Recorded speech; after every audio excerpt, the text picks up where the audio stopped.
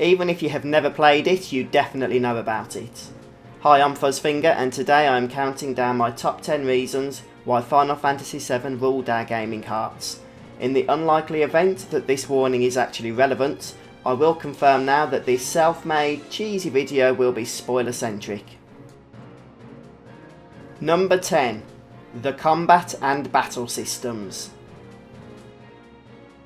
Although perhaps not everybody's cup of tea, the materia system was a hugely customisable mechanic that allowed a multitude of ability-powered setups for your party. It was just about easy enough to understand the basic principles as a beginner, and after a little practice you would be able to link your lightning or cure green magics, for example, to your blue all magic for AoE effect. But as you delved even deeper into the mechanics, the seemingly endless possibilities of linking up to 16 materia together for various multiple effects provided your team with almost unimaginable power. The ATB system might not have been to everybody's liking, but for me personally, outside of Final Fantasy X Sphere Grid, Final Fantasy VII remains one of my most favourite Final Fantasy battle systems. Number 9. The copious amounts of content. So a decent playthrough of Final Fantasy VII is going to take your in-game clock to about the 50-hour mark, or about double that of a playthrough of its predecessor Final Fantasy VI. Now, by today's RPG standards that may sound somewhat average, but back in 1997 that was a lot of gameplay. Okay, so several hours of that time was accumulated by breeding that darn golden chocobo, but even so, as far as value for money goes, Final Fantasy VII was really second to none. Now of course, when you first opened the game's box and multiple discs fell out over your lap, you kinda got the impression that you've got yourself into something big here, and the game certainly didn't disappoint in this respect. Number 8. Epic boss battles.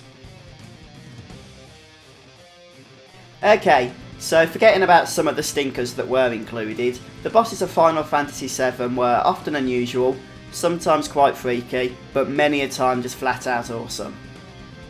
Indeed, I would say right from the get-go, when you first take on the now somewhat infamous Guard Scorpion, you begin to realise just what sort of brilliance you've let yourself in for.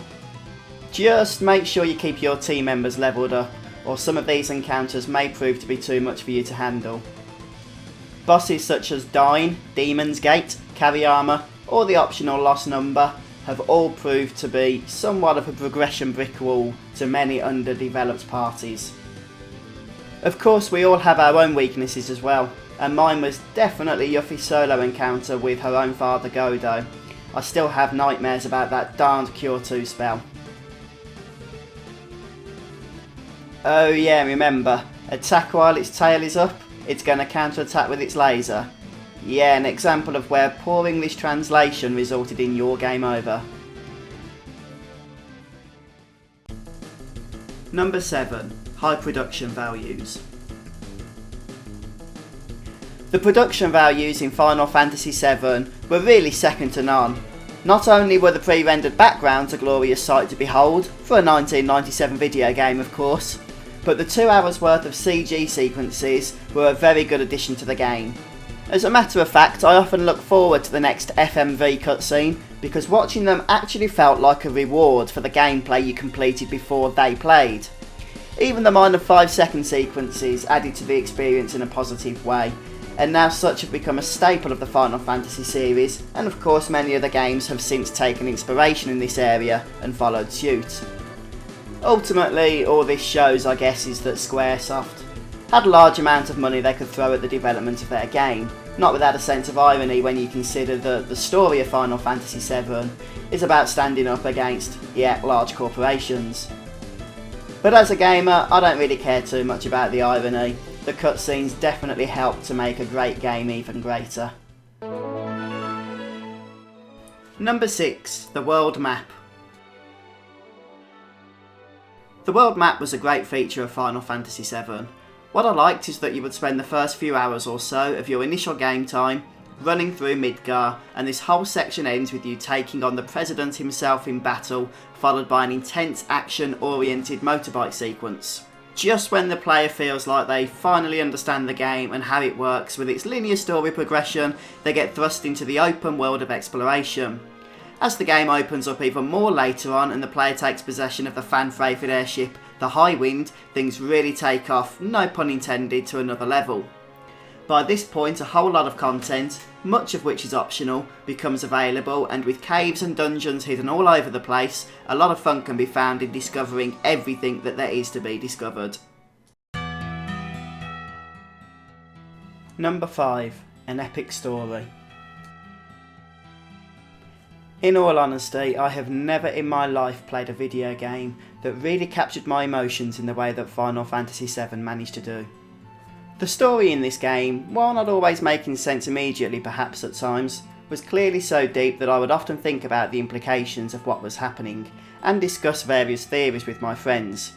Now this might be commonplace today, but back in the 90s these kind of conversations were really limited to books and movies.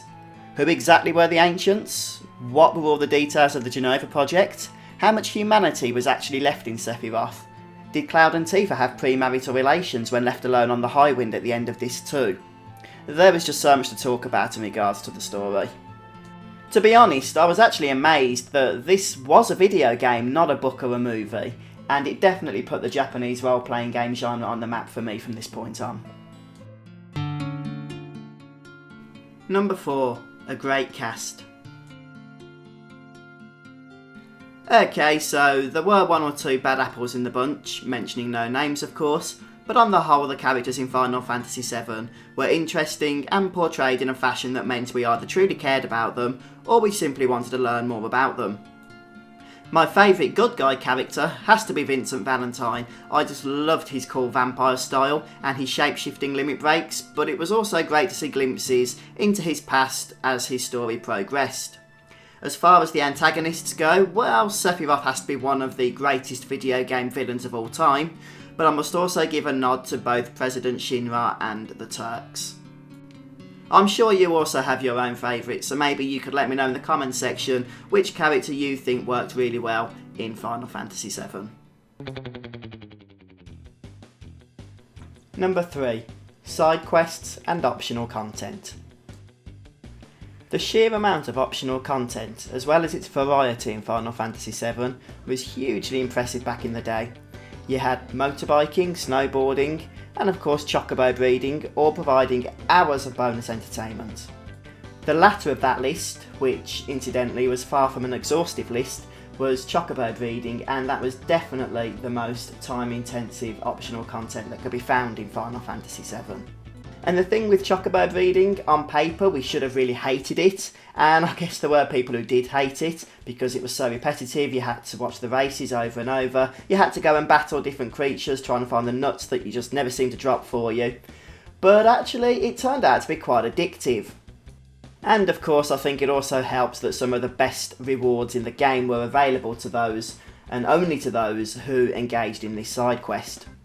Once you'd finally earned your golden chocobo and you was able to go and collect your Knights of the Round materia, you just felt a great sense of achievement that you've really worked for something here.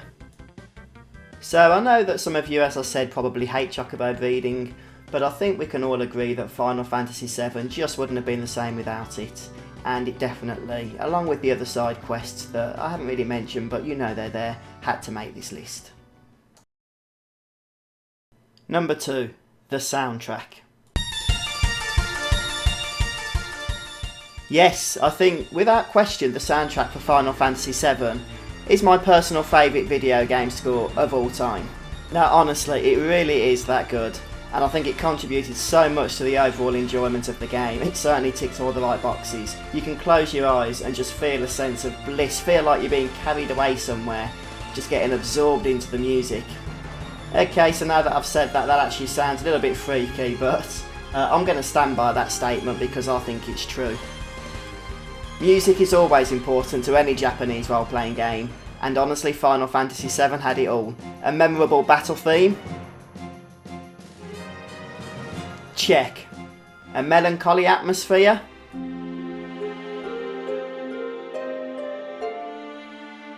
Check.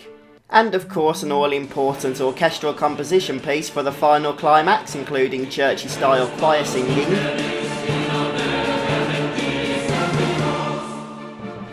Good stuff, good stuff. Okay everybody, this is it. We're about to move on to the number one reason why Final Fantasy VII ruled our gaming hearts. But just before we move on to that, let me just take a brief moment to ask you to post a comment to let me know whether or not you've agreed or disagreed with my top 10 list. And don't forget, if you've enjoyed this episode, you can share it with your friends and subscribe to the channel. Thank you to all those who support me. And here we go. The number one reason Final Fantasy VII ruled our hearts: the shocking death sequence.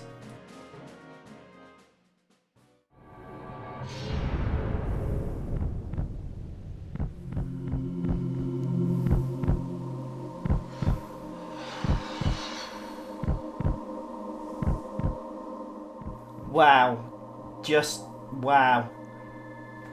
I still sometimes struggle to believe that Squaresoft had the balls to go and pull this one off.